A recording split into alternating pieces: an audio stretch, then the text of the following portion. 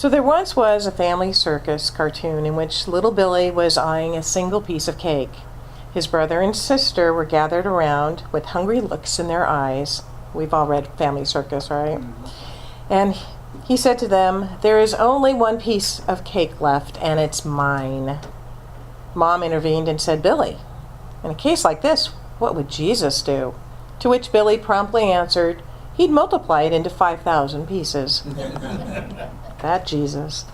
This entire month, we're going to explore in great depths the profound teachings embedded in Jesus' miracle of multiplying the loaves and fishes into 5,000 pieces. More accurately, since the scripture said it fed 5,000 men plus women and children. In fact, this month we're going to look at 12 conditions of creating miracles that Jesus taught within this miracle. And I have the book right here. So, you're going to want to be here each week so that you can capture each and every one. Oops. That's Jesus calling. It's a miracle. It's a miracle. So according to Todd Michael, who is the author of the 12 Conditions of a Miracle, which is going to be our foundational book this month, there's nothing supernatural about miracles. When you set up the right conditions, miracles just naturally occur. We like to call them ordinaries, right? They're not miracles, they're ordinaries when we get in alignment. Holmes would seem to agree, because he writes on page 27, that which today seems to us supernatural, after it is thoroughly understood, will be found spontaneously natural. Spontaneously natural. It just flows right into place. The formula, if you will, for entering into the consciousness where miracles automatically happen is embedded in this well-known miracle. Biblical scholars have often thought that there was something unique about it for two important reasons. First, of all the miracles attributed to Jesus, this is the only one included in all four Gospels. This is the only one that was included. And it is a miracle that Jesus performed not once, but twice. Did you know that he did this twice, or do you just remember him doing it once? Right? It first appears at Matthew 14, 13, 20, 23, and I'm going to actually read it to you with my handy-dandy little King James Bible here. So, bear with me while I get the right page. Come on, where'd you go? Okay. 14. I thought about typing this out because it's kind of teeny tiny here, but all right. So here we go. When Jesus heard what had happened, he withdrew by boat privately to a solitary place. Hearing of this, the crowds followed him on foot from the towns. When Jesus landed and saw the large crowd, he had compassion on them and healed their sick. As evening approached, the disciples came to him and said, "This is a remote place, and it is already getting late. Send the crowds away so they can go to their villages and buy themselves some food." Jesus replied, "They do not need to go away. You give them something to eat." "We have here only 5 loaves of bread and 2 fish," they answered. "Bring them here to me," he said. And he directed the people to sit down on the grass. Taking the 5 loaves and the 2 fish, and looking up to heaven, he gave thanks and broke the loaves. And then he gave them to the disciples, and the disciples gave them to the people. They all ate and were satisfied. And the disciples picked up 12 basketfuls of broken pieces that were left over. The number of those who ate was about 5,000 men, besides women and children. Immediately Jesus made the disciples get into the boat and go on ahead of him to the other side while he dismissed the crowd. After he had dismissed them, he went up on the mountainside by himself to pray. When evening came, he was there alone. Okay, so that's the one that most of us know about. The second such miracle is reported in Matthew 15, 32 to 39. All right? And it says, Jesus called his disciples to him and said, "I have compassion for these people. They have already been with me 3 days and have nothing to eat. I do not want to send them away hungry, or they may collapse on the way." His disciples answered, "Where could we get enough bread in this remote place to feed such a crowd?" "How many loaves do you have?" Jesus asked. "7," they replied, "and a few small fish." He told the crowd to sit down on the ground. Then he took the 7 loaves and the fish, and when he had given thanks, he broke them and gave them to the disciples, and they in turn to the people. They all ate and were satisfied. Afterwards, the disciples picked up the 7 basketfuls of broken pieces that were left over. The number of those who ate was 4,000, besides the women and children. After Jesus had sent the crowd away, he got into the boat and went to the vicinity of Magadan. Okay, it was almost as if Jesus was saying, "Now watch this carefully. I will show you once so you get the picture. And then I will do it again so you can see how to do it for yourselves." And that's covered in this book here. It is logical that a master teacher would want to make sure that we understood how to do this ourselves, isn't it? He would want to make sure that we get this. Because as we all know, while it's good to feed a hungry person a fish, it is much, much better to show a person how to fish, right? Because then they can do it for the rest of their lives. And it would seem logical that we would find a lesson somewhere in the teachings that give us specific instructions for how this miracle was done. But the King James Version didn't contain specific instructions. The author of our book this month, Todd Michael, was frustrated with trying to find the deeper meaning. And so in a last-ditch effort based on frustration, which sometimes can be a great motivator, right? Being frustrated, he began to translate the passage for himself using the original Greek words which the author of Matthew used to craft the manuscript. It's not an easy task because Greek is a deep and complex language. Even trained scholars struggle over the translations. Let me give you just one example, which I actually found kind of fascinating. In the book of John, it is written, "In the beginning was the Word." So we've probably all heard that, right? We've all heard, "In the beginning was the Word." Well, the original Greek actually said, "In the beginning was the Logos." Was the Logos. If you look in a standard Greek to English dictionary, you will find that the definition for Logos is about 1.5 inches long, and word, as the definition appears, it appears as the second to the last word. The second to the last word. If that's not confusing enough, if you look up the term logos in the Encyclopedia of Religion and Philosophy, you will find that there are 12 pages defining this term. It's almost a superficial level. Logos can refer to a spoken or written word. But more importantly, logos refers to that which gives rise to words. What gives rise to words? Thought. So it's really pointing to thought.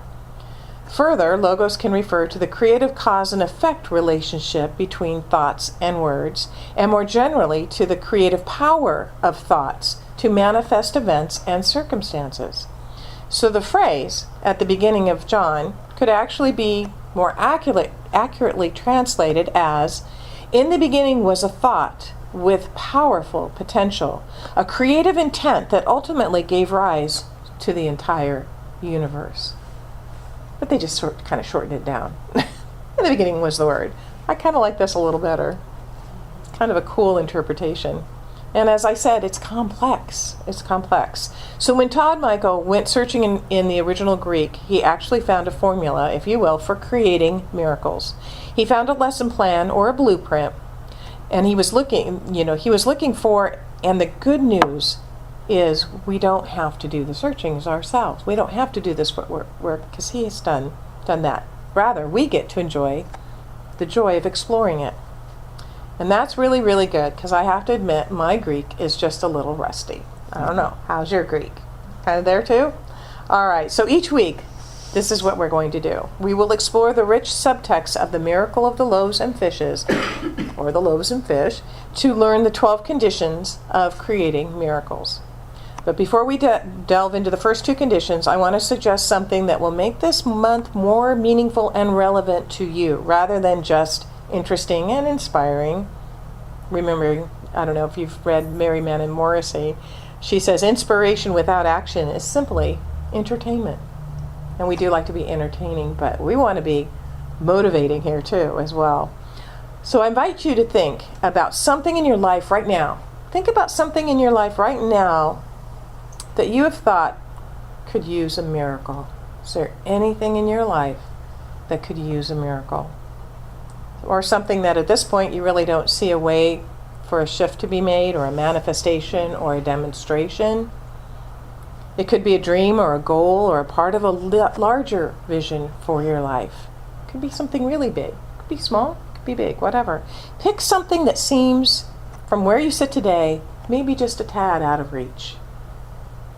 And then, as we work through this month, apply each of the 12 conditions as we discuss them to this thing that may seem just a little out of reach. And let's see what happens, because I want to hear testimonials at the end of this month. I want to hear how, after you've applied these miracle teachings. So, with that all said and done, are you ready to begin? Okay. Today we're going to look at conditions of miracle 1 and 2, and they are emptiness and alignment. So condition 1, emptiness. Let's explore the first condition of a miracle, which is found in the first statement of this passage in Matthew. At first glance, it could just seem like a statement of fact with no lesson in it. Nothing could be further from the truth. Matthew 14, verse 13 reads, "When Jesus heard of it, he departed thence by boat, alone to a desert place." And in this statement is revealed a condition that must always initiate a miraculous event. What is it? What is a desert really? It's a dry, arid place that is virtually devoid of any substantial resources, right? It has no food, no water, no shelter, and no edible vegetation. But more importantly, a desert has no people, no noise, no politics, no arguments, no books, and no words. No computers. No computers, no smartphones. We can go on and on, no televisions. A desert is a place of profound isolation, silence, and emptiness. In actuality, Jesus went into the desert and put himself in a place of emptiness, a vacuum, if you will. Because a vacuum is empty, it possesses the tremendous potential to be filled. We've probably all heard that statement that nature abhors a vacuum, right? I abhor the vacuum myself, but that's a whole different topic. Okay, so a place of emptiness is just begging to be filled. A place of emptiness is begging to be filled. You've all placed your hand in the sand and watched, or your finger in the sand, and then you watch it immediately fill in, right? Just kind of go along and it just fills right in. Or you've sucked the air out of your mouth, and what do your cheeks do when you do that? Everybody, right? They immediately fill in the empty space. Here's how Todd Michael describes what occurs when we create a place of emptiness. Consider for just a moment that it would be what it would be like to be within a vacuum. Imagine that you are sitting somewhere and all the air, all the matter, all the energy, all the light immediately surrounding you is taken away. What kind of things would you observe from this vantage point? You would see everything rushing toward you. You would see energy and resources automatically flowing towards you from every direction. Why? Why is this? Because of the principle that everyone knows. Nature abhors a vacuum. Whenever a state of emptiness or lack is created, nature immediately mobilizes to fill it. And what is nature? Let's be very clear. What is nature? Of course, is spirit. Nature is spirit. Spirit abhors a vacuum. A vacuum is a state, a condition when carefully looked at, any miracle can be shown to have started with this condition. The condition starting with emptiness. The miracle of loaves and fish begins in the same way. Jesus puts himself in a vacuum by going into the desert so that the powerful and automatic yet natural force of creation could begin. And here's an interesting fact. He didn't just go into the desert alone before the miracle took place. At verse 23, we read that he went back into the desert after the miracle concluded. In other words, he started from a place of emptiness and silence, and once the miracle was completed, he returned to it. He is showing us the circular nature of all life in these acts. It's subtle, but oh, so very important. And more on that in a later week. So how can you go into the desert, set up a vacuum, and thus put yourself in the position to experience God's miraculous good flowing toward you? Two-pronged. inward and outward. Inward, though, through, not surprisingly, meditation. Meditation inward. Going into that stillness. Michael writes, the ability to access a meditative state is vital to the success of your dream, your miracle. Within it is knowledge, and knowledge is what? Power. And it is power, the right kind of spiritual power that will allow you to change things. We all know that the knowledge information that can really help us manifest our dreams often is not found at the level of our conscious thought. Because boy, there's a lot of chatter going on there, isn't there? Distracting. It is deeper than that, and we tap into it through our robust meditation practices. Miracles unfold not by magic, but by knowledge. By knowledge. Money will not magically appear in your wallet. The perfect job will not drop into your lap as you watch reruns and eat potato chips on the couch all day. A soulmate will not materialize from thin air and ring your doorbell. Disease will not inexplicably heal as you continue to think negative thoughts and abuse your body. Instead, by going into the desert, by creating the vacuum through meditation, you will receive insights and revelations, knowledge into how to bring your miracle into physical, tangible form. You will have a divinely inspired idea for generating financial good. You will come to understand how to go about curing the disease, where to look for your job, or who you need to become so that you can attract your soulmate. Holmes wrote in The Science of Mind, spiritual experience is deep, calm, and self-assertive. It is the result of actually realizing that presence which binds all together in one complete whole. This experience comes in the stillness of the soul, when the outer voice is quiet, when the tempest of the human strife is abated. It is a quickening of the inner self to an eternal reality. Spiritual experience is fact. It springs from within, coming from that never-failing fountain of life, which quenches every thirst, whose source is in eternity, the wellspring of self-existence. It is a revelation of the self to the self, putting one back on track of his own self-dependence on spirit, at his own atonement with reality. So meditation creates the vacuum inwardly and allows us to tap into that eternal wellspring of good that is already within us. But just got to keep that quiet chatter from distracting us. Then you need to create a space of emptiness in the world around you in order to finish setting up that first condition of a miracle. Here's how this works. See if you can relate. Have you ever had the appearance of lack in your life, maybe it's money or love or opportunity, and found yourself clinging desperately to what you had? Remember, everything moves in cycles. Everything is part of the eternal flow. If nothing is released, nothing can come in. I always think that when, I desire maybe a new outfit or something, I think first, what can I give away or clean out or release so that there's room for something more to move in. If you've experienced lack of any kind, you must release, let go, relax. Those are the words of a song we sang last week. Create some emptiness and allow the vacuum to take hold. So on to condition number 2, alignment. Verse 14 of Matthew reads, and Jesus went out and saw large crowds, and he had pity for them, suggesting a shift in his focus from within to without. He was now focusing on the people surrounding him, feeling compassionately their suffering. The author of Matthew chose a very interesting Greek word to describe the exact nature of this shift from inner to outer focus. Although the original word traditionally is translated as filled with pity, as it was here, a more accurate translation would be moved with compassion. It doesn't have a better sound than pity. Yeah. Pity kind of makes them a victim, doesn't it? Yeah. Not merely felt compassion, but moved with compassion. And what is compassion but love in action, love in motion, love flowing? So what does this condition of alignment mean? It means aligning ourselves with the pure love that is spirit.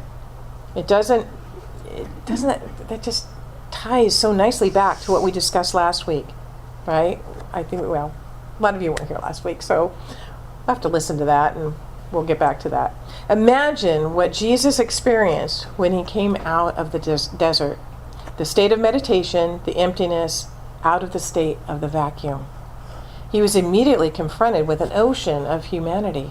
Probably not at their best. They were hungry, right? They were tired and they were probably cranky.